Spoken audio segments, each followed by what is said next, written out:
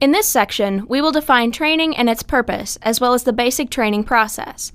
Included within this process is how organizations identify training needs and select, implement, and evaluate training programs. Training is the process of teaching employees the basic skills they need to perform their jobs or for developing additional skills. The firm's training programs must make sense in terms of the company's strategic goals.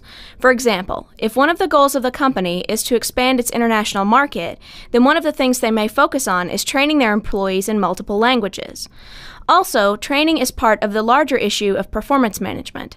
This is an integrated, goal-oriented approach to assigning, training, assessing, and rewarding employees' performance.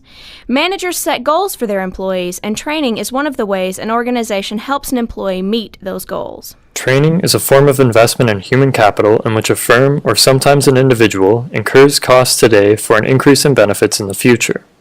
In a perfectly competitive market, individuals would be willing to incur the cost of training as firms would reward them by bidding for their skills, thereby giving them a higher wage. Graphically, in a competitive market, the individual will incur a cost initially over some period of time, T, with the expectation of receiving future benefits. This reduces their initial income and then increases it in the future. Despite the benefits of training, there are still significant costs that need to be considered. For the firm, the possibility that the worker turns over, especially in times of economic downturn, make training a potentially risky investment for firms. Well, if these programs are unsuccessful or misaligned with the company's goals, they will be a wasted expense. As for individuals, this cost may be an initial reduction in wage in order to train for a position if this is not covered by an employer. Within this graph, potential costs can be shared in order to reduce overall costs incurred for both the firm and the individual. Overall, this helps to reduce the risk of both parties involved while still incentivizing them to use training. It opened new doors because I got new skills, so I can work in different places now, in different kitchens. The training at CCK helped me get a job. It gave me more confidence. I built up my confidence more in cooking and learning how to cook and interacting with more customers.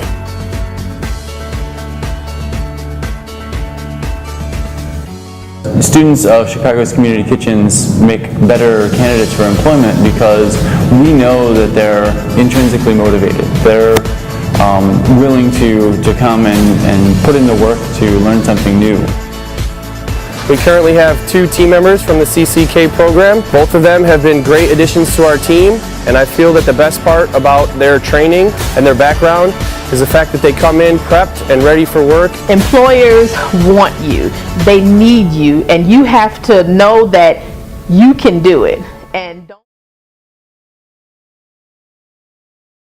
Just as individuals stop education or training when the perceived marginal benefit is equal to their marginal cost of education, companies should do the same on a microeconomic level.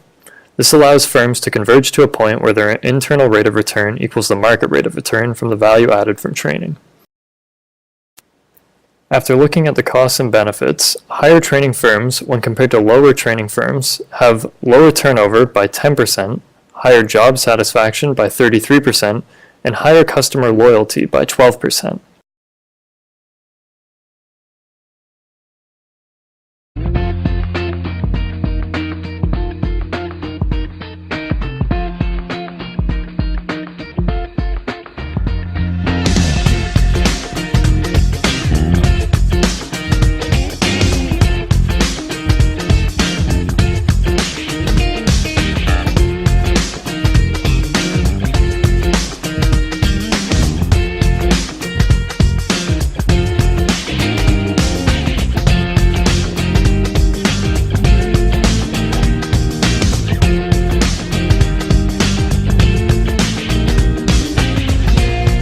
This is an example of a time series experiment.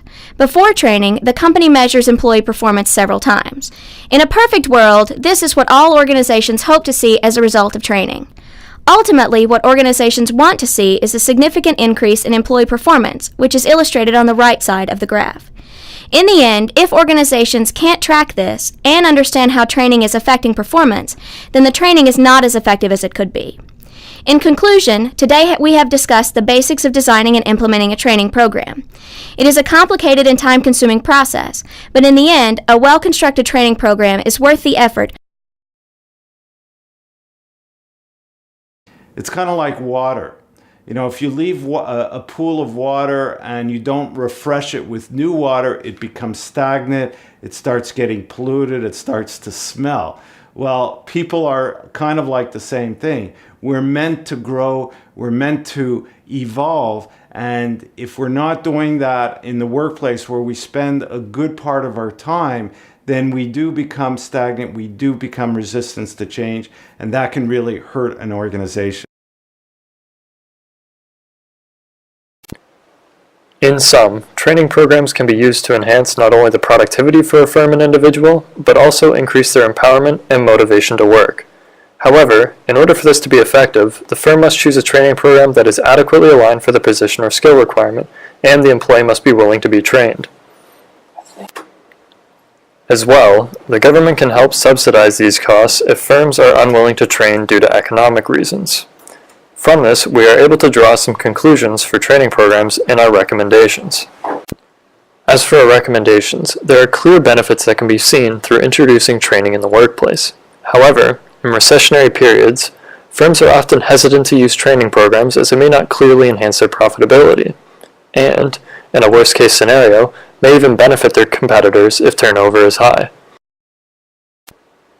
Furthermore, due to the counter-cyclicality of training expenses, many firms reduce spending when training may be needed the most.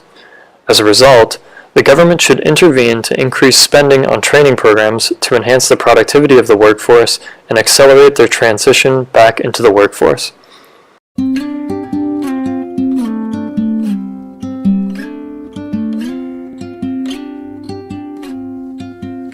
There's no combination of words I could put on the back of a postcard.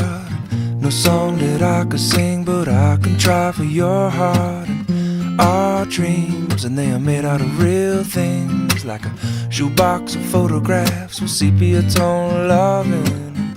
Love is the answer, at least, for most of the questions.